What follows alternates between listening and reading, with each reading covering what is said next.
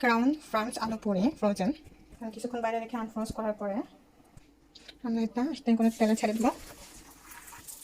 ঠিক আছে, ডুবো তেলে এটাকে আমাদের ভাজতে হবে, এরকম করে আসে এটা আমাদের ফুলতে থাকে।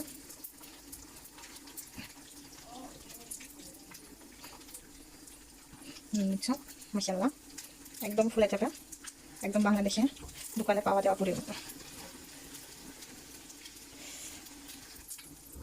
আমাদের এটা হয়ে গেছে, এখানে আমরা এটা কোথায় রাখবো, এভাবে আমরা একটা করে ডুবো তেলে সব ছেড়ে দেবো।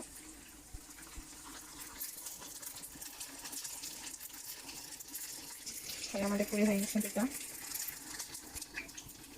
দেখতে পাচ্ছি মাশাআল্লাহ ফুলতেছে। এভাবে করে আস্তে আস্তে করে আমাদের বাকি হলো বানাই ফেলবো আমরা। এটাও ফুলে গেছে আমাদের।